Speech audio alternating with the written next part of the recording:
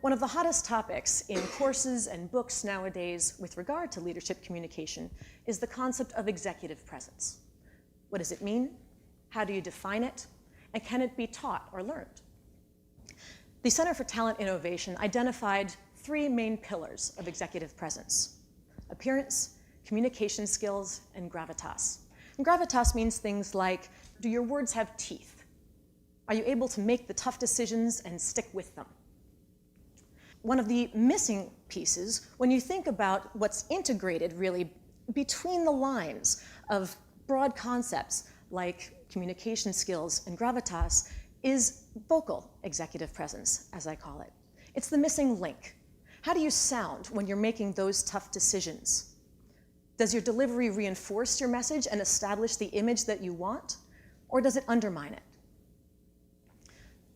What happens if I'm trying to diffuse a tense situation and I say, okay, everybody, just calm down now, we need to reevaluate the situation? Well, at worst, I'm just adding fuel to the fire. And at best, you may later on gently suggest that I switch to decaf. It's about how we connect. I end up working a lot with people who are preparing for presentations and for press conferences, and they make statements like, we're very passionate about helping children and improving the quality of our schools. And I think to myself, really? Because you could have fooled me. There's a claim of passion, but there's no evidence thereof. The problem is a disconnect between the choice of words and their execution, their delivery. And this creates a problem of credibility. Now, there's a historic and seminal study that looked at feelings and attitudes as a result of the consistency or inconsistency in verbal and nonverbal messaging cues. And what they found was that when they asked people to evaluate speakers as far as whether or not they thought the speaker sounded sincere, that 38% of that evaluation was based on the tonality of the speaker's voice. Tonality being things like the ups and the downs in your intonation patterns. In contrast, only 7% of those decisions were based on the speaker's words that they chose. And the remaining 55% were looking at nonverbal cues, or based on nonverbal cues like your posture, your eye contact, etc. Now, this is a study. We have to be careful because lots of people love to misquote it. And you'll hear people make grand statements like, well, 55% of all communication is nonverbal. That's not remotely accurate, and it's not what the study was talking about. But what we can take from this study and a lot of subsequent research in the area is the importance of sounding credible. Now, I'd like you to think about this in the context of how you personally prepare for some sort of presentation. Do you spend 38% of your time working on the delivery? Well, if you're like most people, you probably spend the vast majority, if not all of your time, working on the content, your outline, your script, your PowerPoint slides, making sure you've got cool graphics and some snazzy animations, crunching your data to put into your spreadsheets. But then after all that work, we sort of wing the delivery, hoping it'll be good enough. And in the end, that's just comparatively weak. And it can undermine both your immediate goals and objectives, as well as your long-term image and reputation. The fact is, if you want to be seen as a leader, you have to sound like one. You have to demonstrate vocal executive presence. Now, part of vocal executive presence is the ability to read an audience and identify the kind of person from whom they would be most open to receiving your message, and then figure out what that kind of person would sound like. Now, to an extent, we're all born with the voice that we have, but we do have a lot of control over how we use it. Margaret Thatcher is a great example thereof. She was the first woman in British Parliament, and she was overtly mocked by a lot of her opponents with phrases like, "Methinks the lady doth screech too much." because when she was passionate in arguing certain points, her voice would go higher and become rather shrill. So when she decided to run for prime minister, she worked with a tutor from the National Theatre who helped her to lower her pitch in order to sound more authoritative. And this is really important because the voice has both cognitive and emotional effects on the listener. Let's start with the cognitive. We talked about tonality, that 38%, the highs and the lows in your voice. And if we use this strategically, we can actually help the listener to focus on the most important words and parts of the message, which makes for a lighter processing load and helps them understand and potentially remember what we're saying. And this can have a persuasive influence. When we listen to speech, we process it in what are called tone units or chunks. And we start first by fixating on the intonation pattern and anchoring what we listen to where those highest peaks are. And then if necessary, we allow our imaginations to sort of fill in whatever's in those lower sound valleys. An example of this is in song lyrics. Now, we've all had the situation where we've been singing along to a favorite song, and suddenly we realize that, or perhaps somebody else not so gently points out, that we've been singing the words wrong. Have you ever been there? A lot of nodding. There's a classic song, What a Wonderful World by Louis Armstrong. I think everybody knows this one. And in it, there's a line that talks about the bright, blessed day and the dark, sacred night. But when I was a kid, I thought the line was, the bright, blessed day and the dogs say goodnight. Now, does this make any sense whatsoever? No.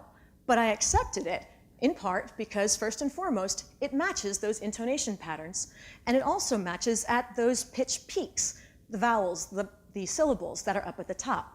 And then in the parts that were less salient, that were less emphasized in those pitch valleys, I let myself make up the rest. This also reflects why effective speakers, when they're speaking, will emphasize the most important words with higher pitch. Now, tonality, if we use it strategically, can have a good influence on our very first impressions in attempting to establish ourselves as leaders from the moment we meet somebody.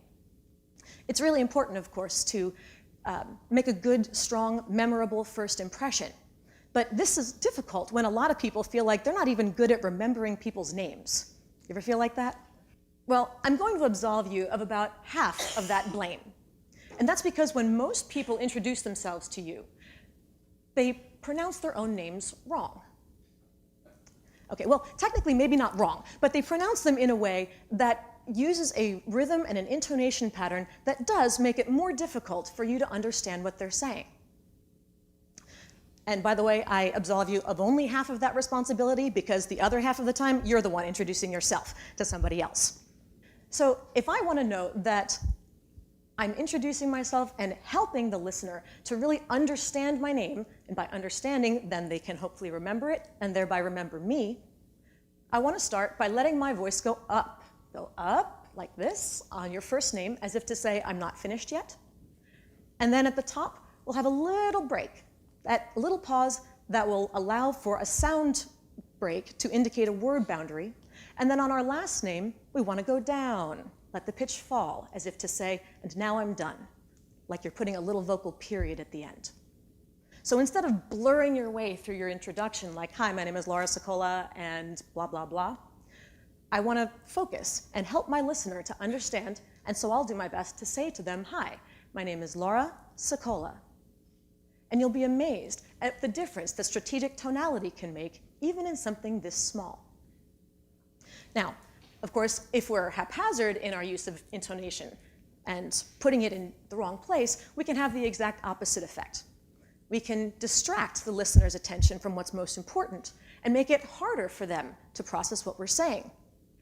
And one of the most common and, in my opinion, annoying examples of this that's becoming more and more prevalent in society nowadays is a phenomenon called upspeak, otherwise known as uptalk, or more technically, high-rise terminal.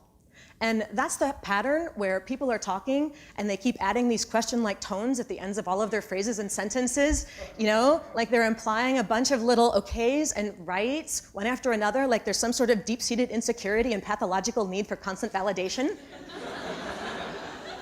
You know? The problem with talking like that is that what ends up becoming emphasized is just whatever randomly falls at the end of the phrase. It doesn't help anyone to process what you're saying. And that monotonous lilting upswing time and again can be rather hypnotic.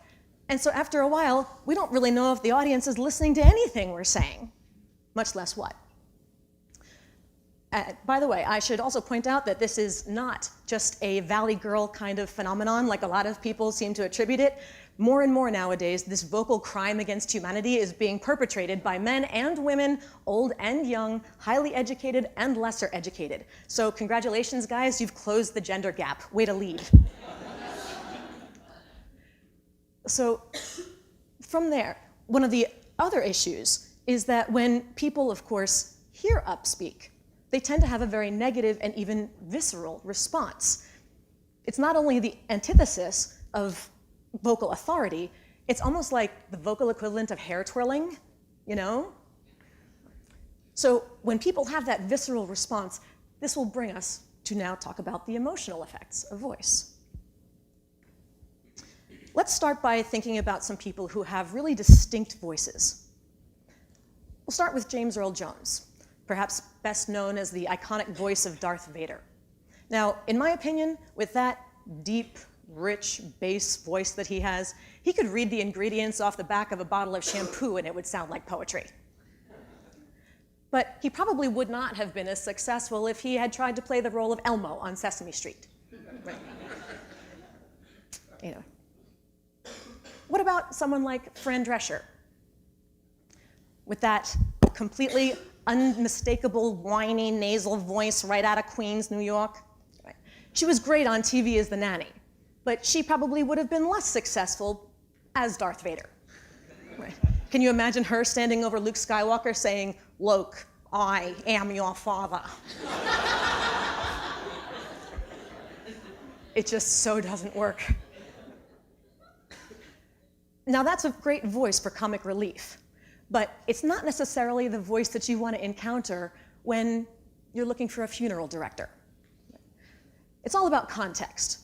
In the funeral context, you're looking for someone who sounds sympathetic, who sounds compassionate, who sounds like you can trust them to take care of you and your family during your time of greatest emotional need.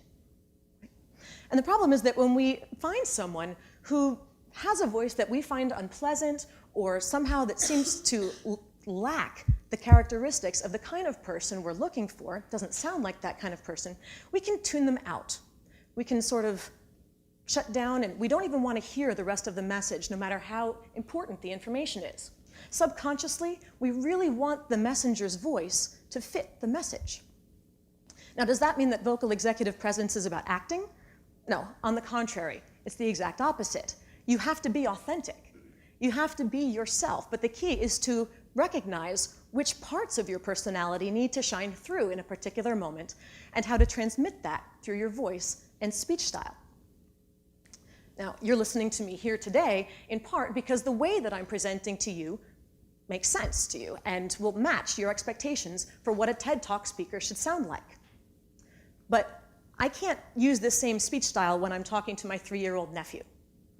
He'd wonder what happened to Aunt Laura because I don't sound like fun anymore, and he'd probably stop playing with me. But at the same time, I can't come here today and talk to you in the same way that I'd talk to him. Can you imagine if I started by saying, "Hey everybody, I got a great idea. Let's talk about vocal executive presence." You'd be like, "Are you kidding me? Who is this nut? What can she possibly know about leadership or executive anything? And for that matter, who invited her?" And by the way, it was them. So I call it working your prismatic voice. In the end, I'm not acting. It's just a matter of recognizing and being aware of the two audiences' different needs and expectations, and then identifying which parts of my personality I want to let come through and how, in order to ensure your openness to my message. And with regard to the notion, the metaphor of the prismatic voice, in many ways, in the same way that white light will pass through a prism and break into all the colors of the rainbow that make up that white light, when the white light of your personality passes through the prism of some situational context, you need to look at all of the colors that are available, all the different parts of your personality, and decide which one you need to highlight in the moment and how, in order to be most effective and appropriate for that moment. And if you can figure out how to do that successfully, then you can create your own unique and authentic sound of leadership. Thank you.